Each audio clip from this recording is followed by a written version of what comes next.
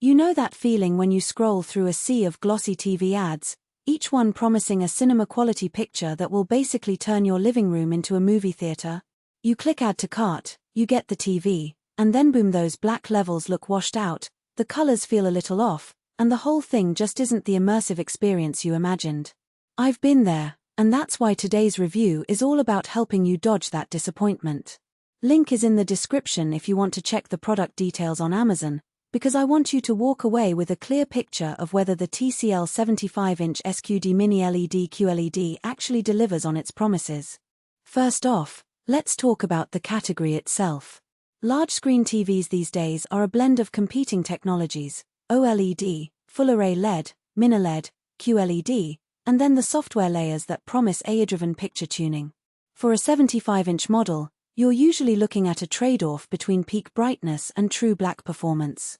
The TCL 75 QM8L leans into Mini-LED, which basically means a lot more dimming zones than a standard edge-lit LED. In practice, that translates to brighter highlights in a sunny room and more nuanced shadow detail when you're watching a dark thriller. The SQD-Mini-LED branding is TCL's way of saying they've packed even more local dimming zones under the hood, and the 144Hz panel adds some fluidity for fast-moving content like sports or games. Now, who should consider this TV? If you have a fairly large viewing area, think a living room with a 10-foot viewing distance or a dedicated home theater space, and you're often watching in bright conditions, the extra brightness and high contrast will actually make a difference.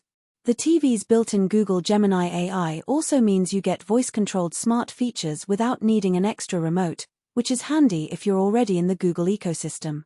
Gamers who play on consoles or PC will appreciate the 144Hz refresh rate. You'll notice smoother motion in fast-paced shooters and less blur in racing titles.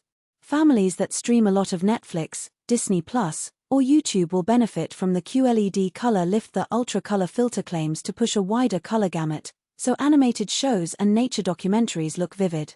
Conversely, skip this model if you're a tight-budget shopper or if you live in a small apartment where a 75-inch screen would dominate the space. The unit is hefty and the stand takes up a fair amount of floor real estate, so you'll need a sturdy wall mount and a wall that can handle the weight.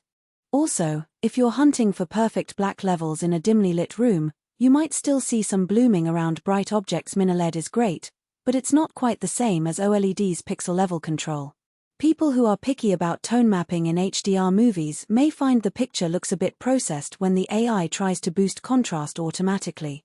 In short, if you're after a TV that's more about bright, punchy images than absolute black perfection, this is a solid pick.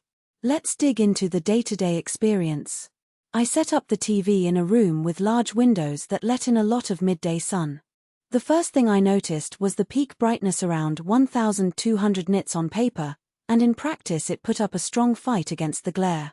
When I turned on a sports channel during a bright afternoon, the whites stayed crisp without washing out, and the reds on the field popped with a saturation that felt genuine rather than oversaturated. The high zone backlight also helped when I switched to a darker movie later in the evening. The local dimming zones kicked in subtly, dimming the corners while keeping the center bright, which reduced the halo effect you sometimes see on less sophisticated LED panels. Audio is another practical area to address. The TV touts Bang & Olufsen partnership for home theater sound, but remember that a 75-inch screen can fill a room but the built-in speakers can't fill a theater. In a typical living room setup, the audio is acceptable for dialogue and casual movies, but you'll still want a soundbar or a dedicated setup if you want immersive surround effects.